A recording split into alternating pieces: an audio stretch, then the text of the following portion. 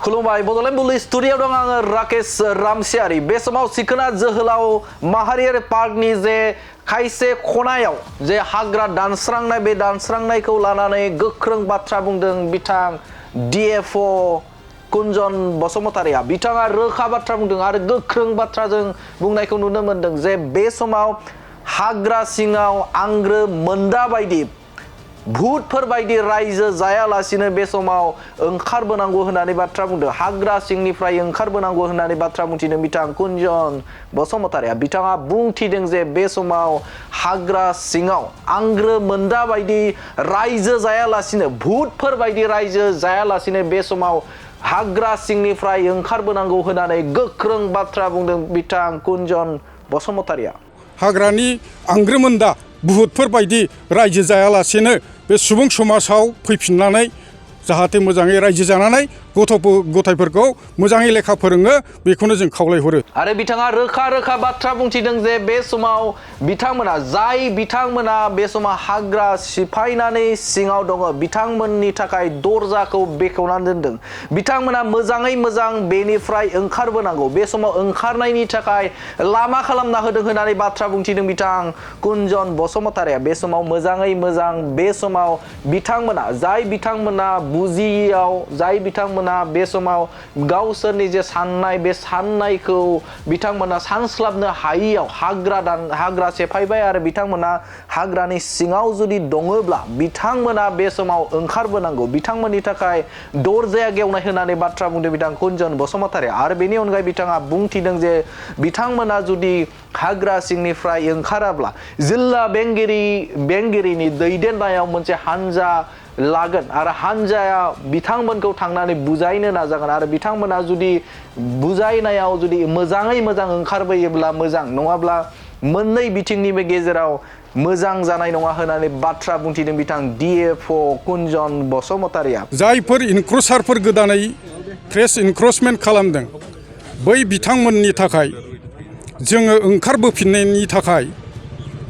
रैखाथि मोनसे लामा बा सेफ पेजेस बे लामाखौ जोङो दिनै खेवनानै होनाय जाबाय बिथांमोनहा बे रैखाथि लामाजों बे सेफ पेजेसजों बिसोरो हाग्रानिफ्राय सेफ एग्जिट जाफिननांगौ होननानै जों बिथांमोनखौ खावलायहरबाय दा बिथांमोनहा जोंनि खावलायनायखौ जुदि गनायनानै ओंखारबोयोब्ला बिथांमोननिनो गाहाम नङाब्ला जोङो थाबैनो डिस्ट्रिक्ट एडमिनिस्ट्रेसनजों लोगो नांनानै मोनसे दावबायारि हानजा बानायनानै चिरां डिसि बिथाङानो थाफागोन बिथांजों लोगोसे गोबां अफिसारफोर थाफागोन सिकिउरिटि पार्सनेलफोर थाफागोन थांनानै बे थावनियाव इनक्रोच जानाय जायगायाव नायदिंहैगोन आरो बिथांमोनखौ बुजायनो नाजागोन जाहाथे इभिक्सन खालामनाङा लासेनो बिथांमोनहा गाव गावनो उइलिंलि सेफ एग्जिट बा दोरोदनो जुदि दोरोदनानै फैयोब्ला बियो फारनै बिथिंनिफ्रायबो गाहाम आरो बेनि अनगायैबो बिथाङा बुंथिदों जे सिखोना जोहोलाव माहारियारि पार्क बे माहारियारि पार्कआ बर' हारिनि मोनसे गोथार बिमुं बर' हारिनि जारिमिनारि मोनसे बिमुं आरो जाय बिमुंखौ बयबो रैखाथि होनांगौ आरो बे जारिमिनारि बिमुंखौ मुलुगनि दरबाराव मिथिहोनांगौ जे बे बिमुंनि जोहैनो माहारियारि पार्क जिहेतु जानो थांगासिनो दं बेखौ रैखाथि होनाया बयनिबो बिबान आरो माहारियारि जे जारिमिन बे जारिमिनखौ बुहुमनि दरबाराव मिथिहोनांगौ होननानै बाथ्रा बुंथिदों बिथां कुंजन बसुमतारि आरो बिथाङा रोखा बाथ्राखौ बुंनायखौ नुनो मोनदों जोङो जेरैब्लाबो बे जोंनि जानाखि सिखोना जोहोलाव नेशनेल पार्क बियो जारिमिनारि मोनसे बिमुं बे जारिमिनारि बिमुं जोंनि सिखोना जोहोलावनि बे जानाखि नेरसोन बेखौ जोङो